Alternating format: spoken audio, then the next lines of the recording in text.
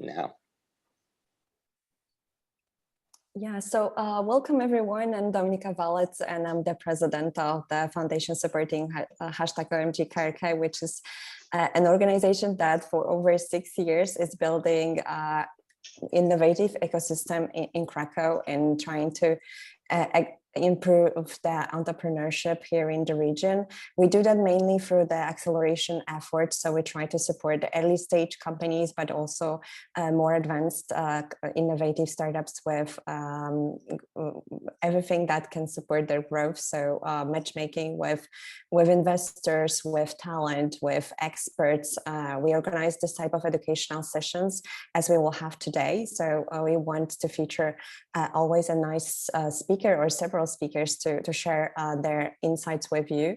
And so I again welcome you to our virtual Founders Breakfast number 10, which is like a great addition for us because it's again supported by our long-lasting partner of Małopolska. And thanks to that partner, we are also expanding the format of those breakfasts with some matchmaking elements. And this time we will try to support some connections between early stage founders and more advanced founders and have some mentoring activities, not with this breakfast, but with the next coming one. We wanted to have that additional element of continuing the cooperation between founders. So it's not those, not just those early breakfast sessions, but also additional elements. So I already highly encourage you to take part in the next, edition.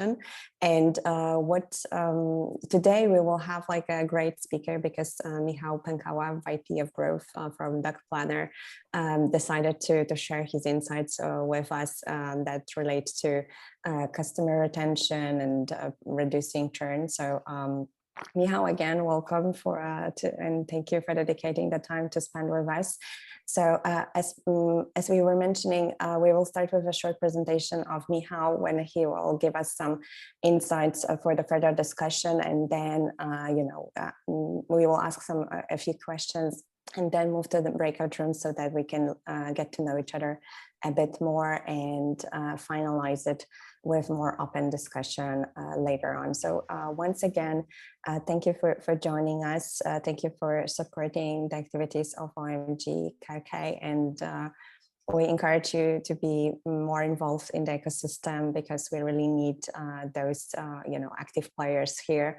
So thank you for dedicating the time today, and I leave the floor to Michał, and I'm happy to discuss further after we hear some tips from him. Thank you so much. Thanks for the invitation. Hello, everyone. I hope you are awake despite the early hour. I have prepared some slides, but to be honest, I feel much better in the format of conversation than the presentation. So if you feel like interrupting me, I'll be happy to take it.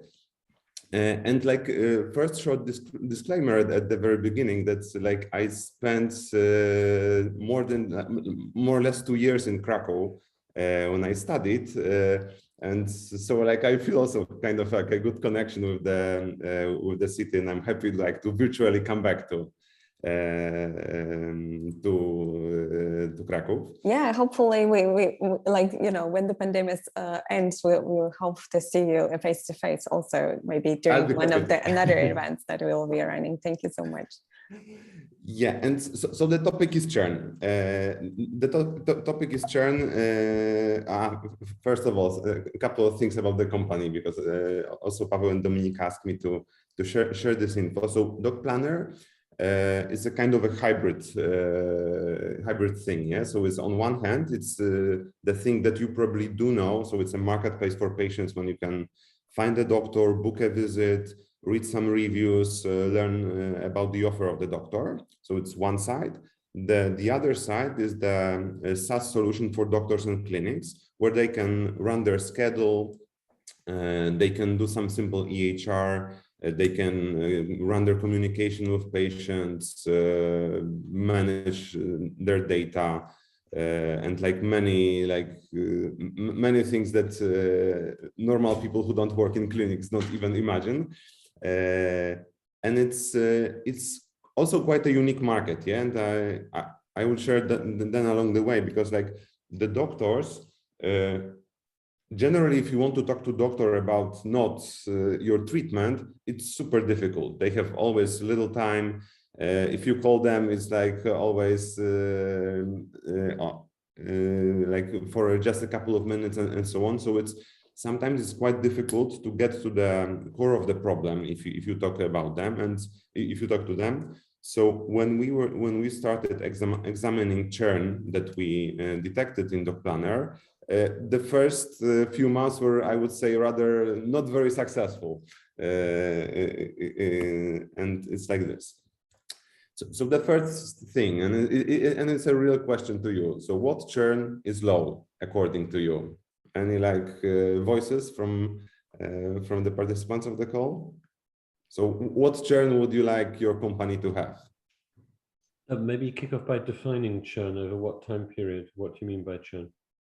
So by churn, I mean the percentage of clients that leave your product, let's say during a month. How about 10%? But if you've got a monthly I think defining churn is a really interesting question, because if you've got a monthly subscription model, then are you talking about utilization or money flow, for example? Because so quite often you can have companies. This is actually a very good question, yeah, because like also we recently switched when we are reporting our numbers to the investors. We recently switched from logo churn, so the, let's say, number of clients churning, to revenue churn, because like it sometimes seems that like you may have a big churn because many clients are leaving, but then when you get to the bank accounts, you can see that these are, let's say, the very early clients that probably came to your product for a different promise, which happens in startups.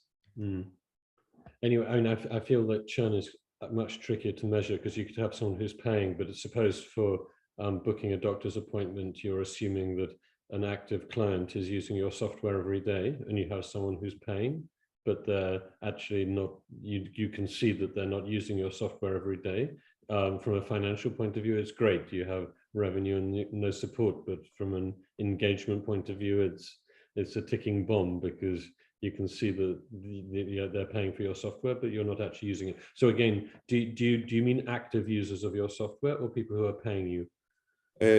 I mean the paying users, okay. Paying users, but exactly as you told, yeah. So if someone is not active, like it's just it's a red alert to us, yeah, because like it means that they are still paying, but they will probably consider to stop doing that soon.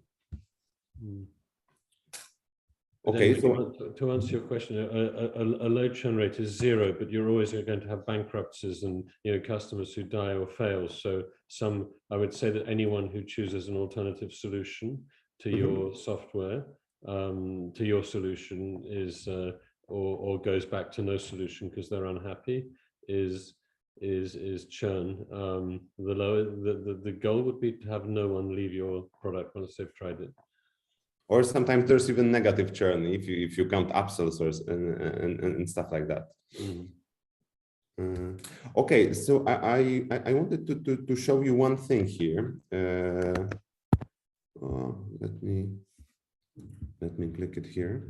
Yeah, so my thought is also like that. When you're asking about low churn, then maybe the question should be whether this is like the top level, like the top barrier, right? Or like a more in terms of like this thread, because as people are even saying on chat that 0% would be the ideal, right? But probably what's the top percentage that we can accept still as low, right? So I think that this is something to be probably discussed, right?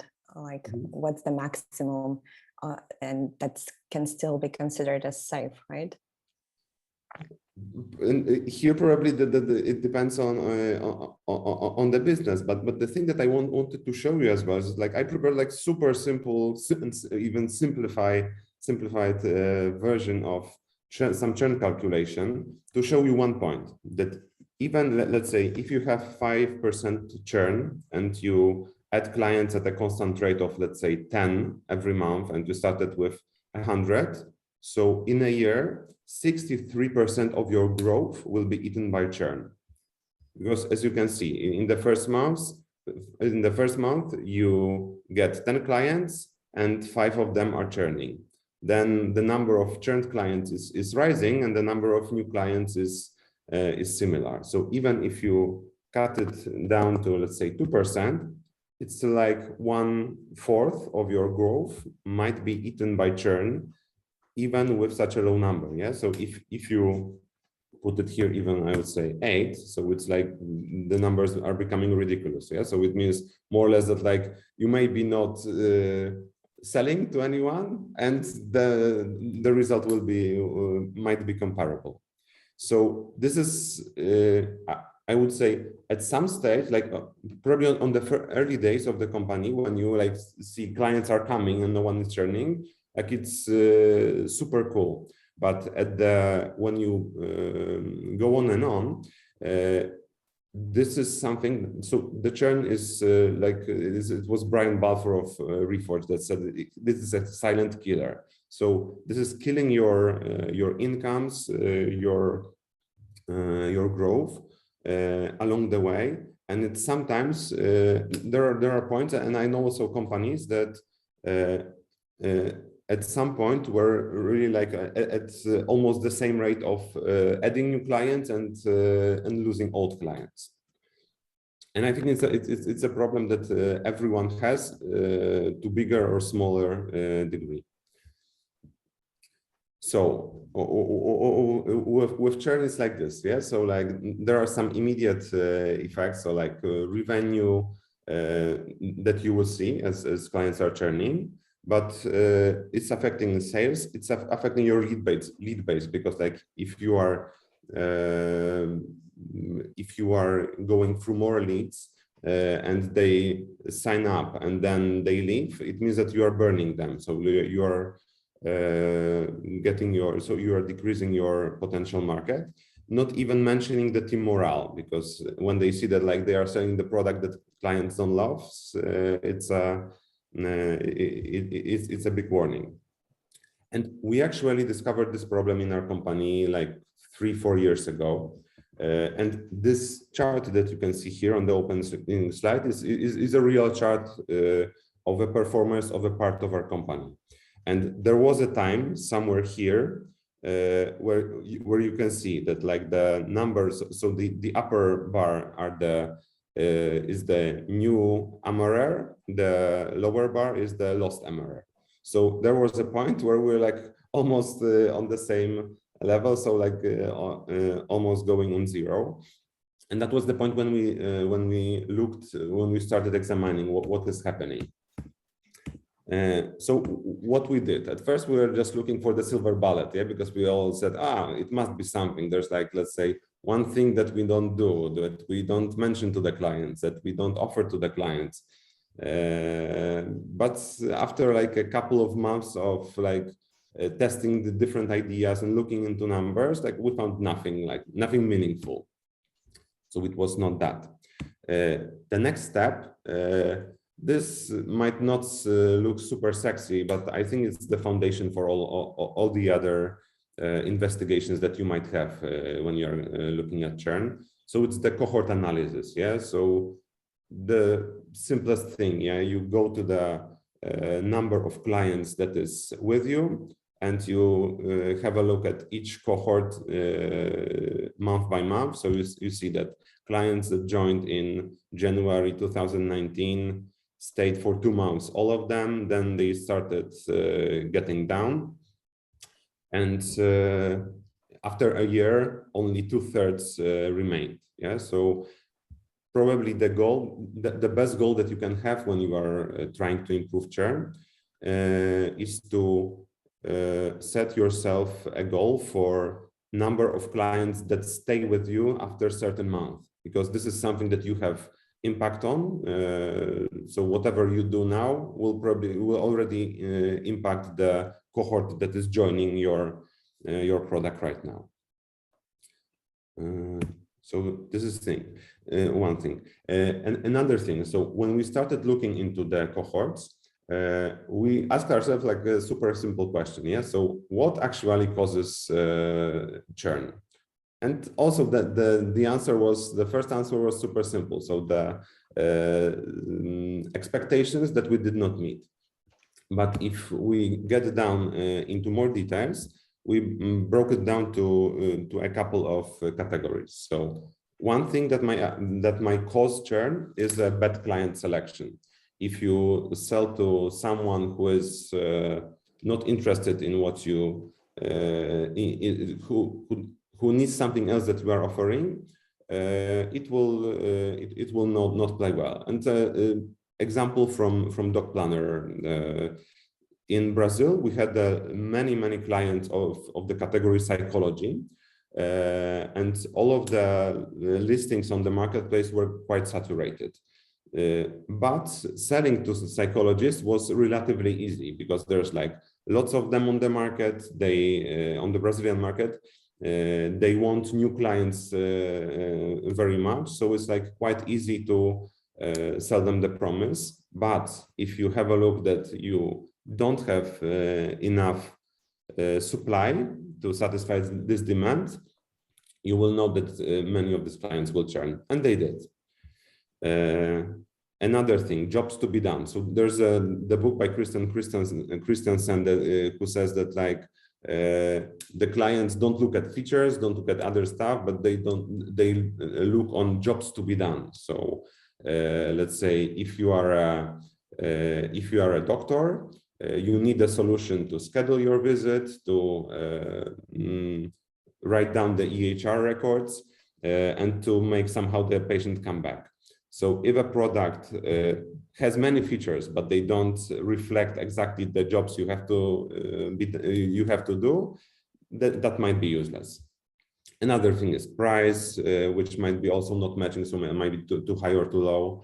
There's onboarding experience, which I think is one of the most important things, because it's like with dating or meeting new people. Yeah, so probably the first impressions play a big role.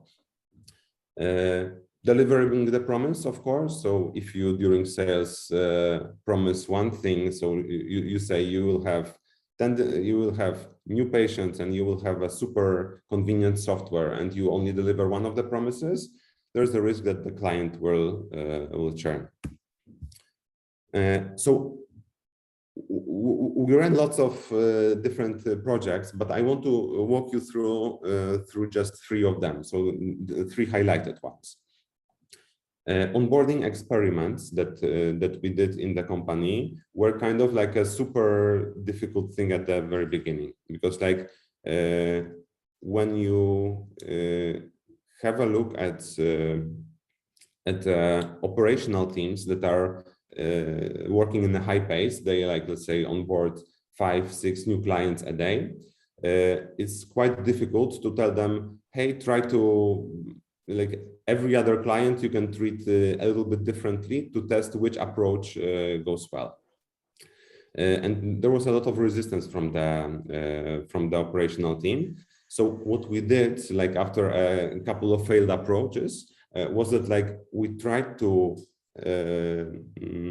separate like 2 people from the operational team who were just the experimental group, and they were treating all their clients in a different way.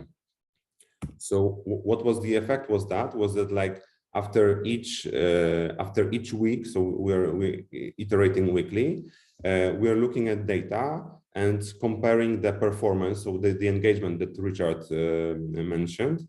We compared the engagement between the experimental cohort and the base cohort, and in many experiments we found some things that were super relevant and that raised the effectiveness.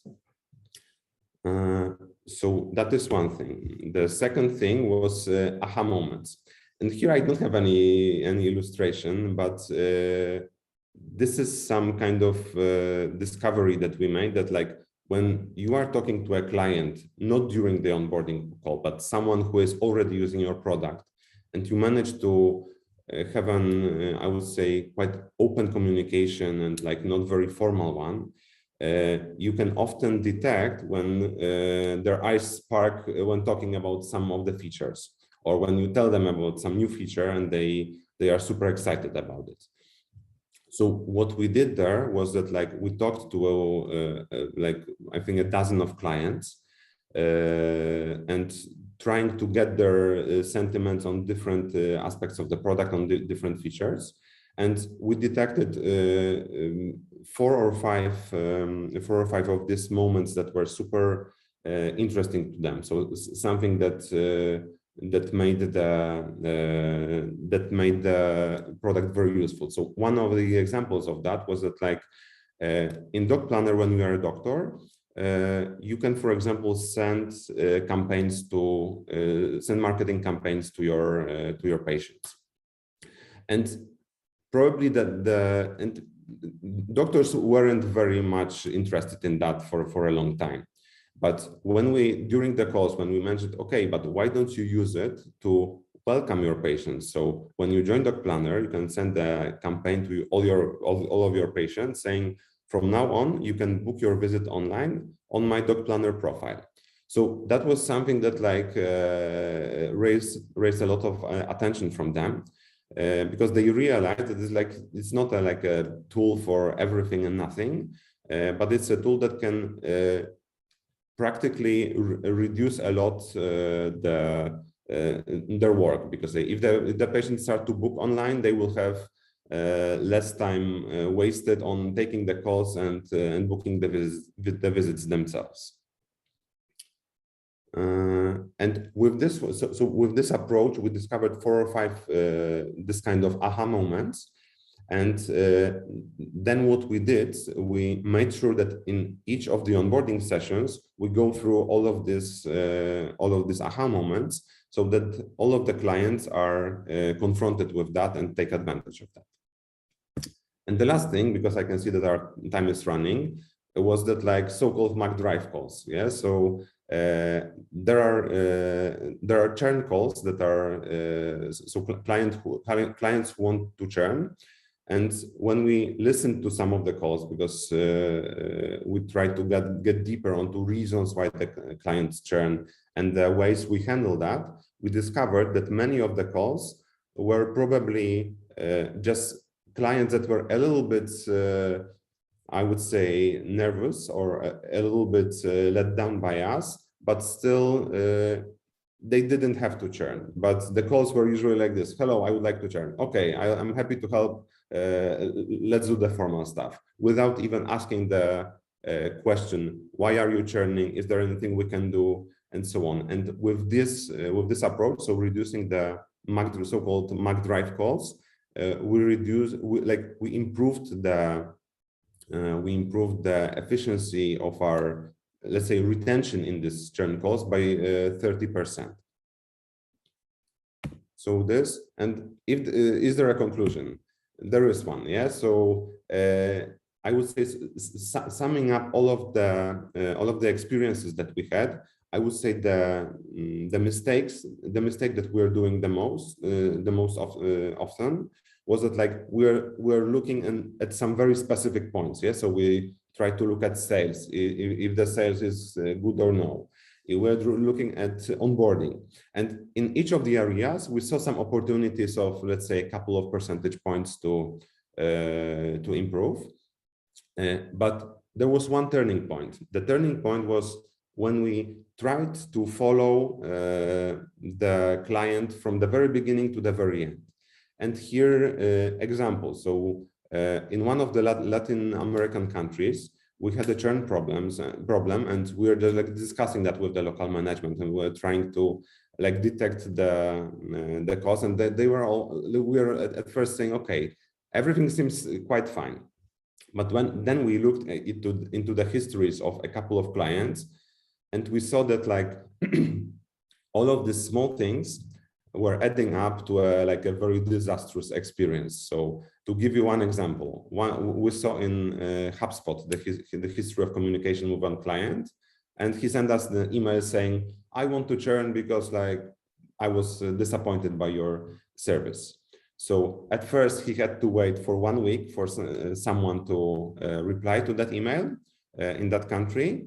And in the meantime, because like we had some automatic communication turned on, he even got some marketing email saying, did you know that you have like super glary nice feature that can do this? And then he got like 2 other similar emails. So like if you try to impersonate that client and imagine that like you are pissed at the company, you want to churn, and then they like send you 2 or 3 sweet marketing emails, it is it is super bad experience. And like probably looking at this chronological order of events, we discovered that like these small things add up to a big thing. So like let's say bullet point conclusions. First one, start with the cohorts if you have enough data about it, and if you don't, start collecting.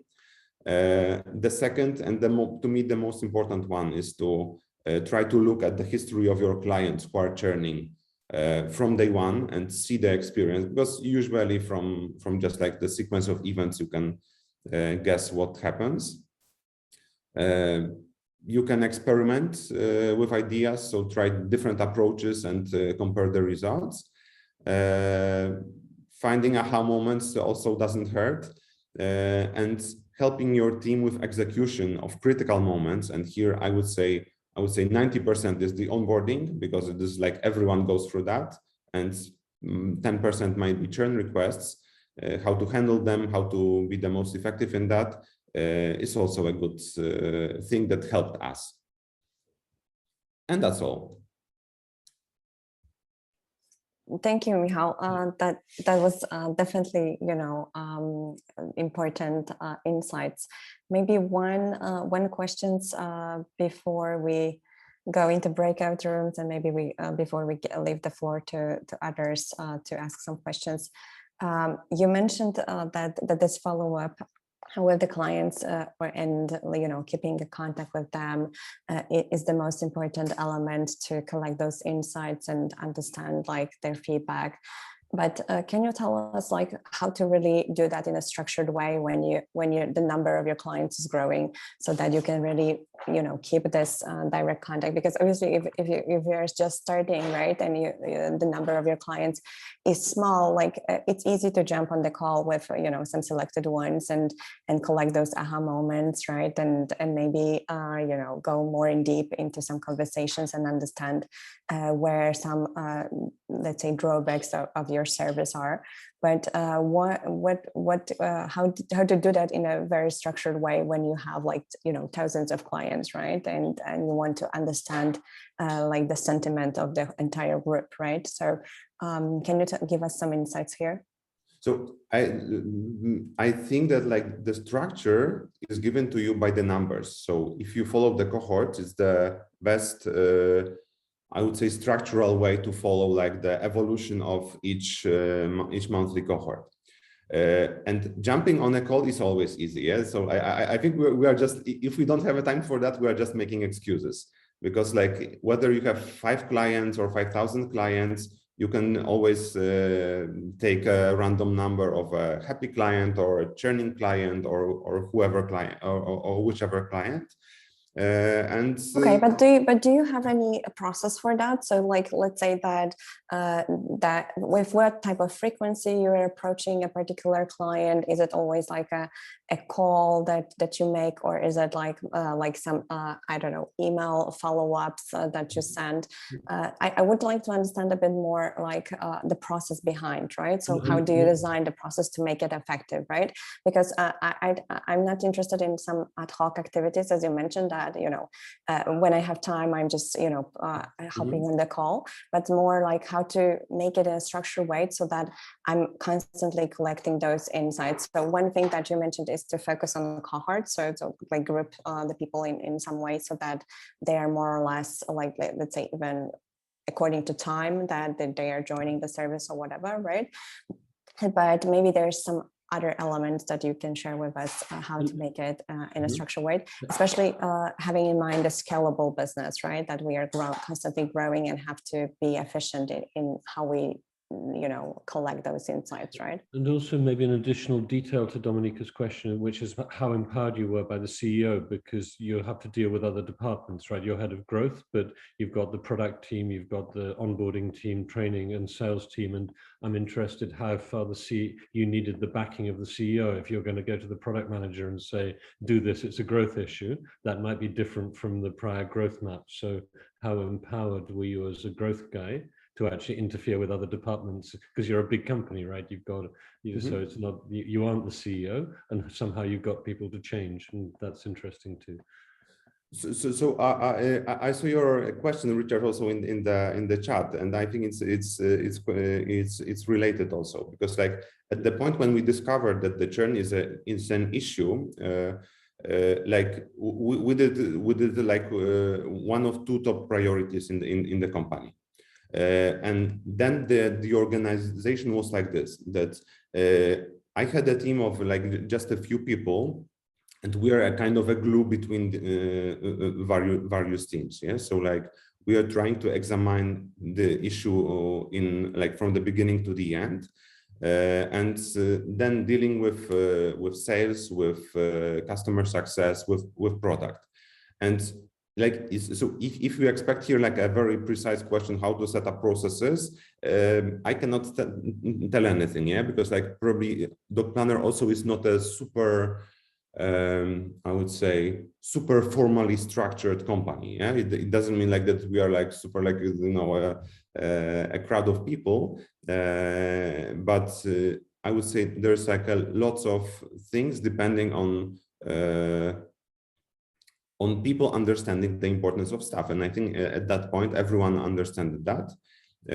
So I was working all the time with the VP of customer success, VP of sales, and VP product, so that we were like working together on that. So there's no problem in forcing some changes or checking some changes. And coming back to Dominica's question, so how do we collect? How do we keep in contact with clients on scale? So there are two things. I would say there's some explicit feedback that we get. So every couple of months, each of our clients gets an NPS survey, and we get some numerical and I would say verbal feedback from that we are reading. We have also like a Slack channel that is like collecting all of this feedbacks, and it's quite, I would say, quite refreshing to browse through that channel and see the data. But is it the channel in which like your sales team is posting some of the feedbacks, or is that like a channel directly for the clients to post their feedback? So they get emails or in-app notifications for the NPS service. Okay. It's like this. So it's like probably this is in detail analyzed by local teams, but all in all, like we have access to that, so everyone can read in the company the channel with all of the NPS feedbacks. This is one thing. Second thing is that like after the churn, we also we ask the clients if they would be willing to like share some feedback with us so that we can improve. Some of them do, some of them don't. And this is one part, but to me, the more important one is the implicit feedback that we get. So we had like, after analyzing also during this churn situation, after analyzing our clients, like we found 4 factors that are highly correlated with churn. And we are right now checking all of the clients on these factors. Yeah, so there's like kind of number of bookings that the doctor does, certain activities that they do, and so on. So we keep monitoring clients with these metrics. And basing on the results, so let's say someone is good on 2 of them, but bad on 2 of 2 others, we take different actions. So either like a soft approach with some emails or notifications. So that it's like giving them a tip that you can do this, you could configure that. Or if this is like more, I would say, urgent, then we ask the customer success people to call and exactly touch the points of this one of these 4 aspects that we know that are correlated with churn. So maybe I can jump in here because I think we're about to pivot into the discussion phase, but I want to give everyone at least a chance to meet someone else on the call. We did have some slight churn even on this call in terms of attendees, but we're pretty, I would say, was only maybe 5%. So hopefully we'll be all right. And so I'm going to stop the recording here.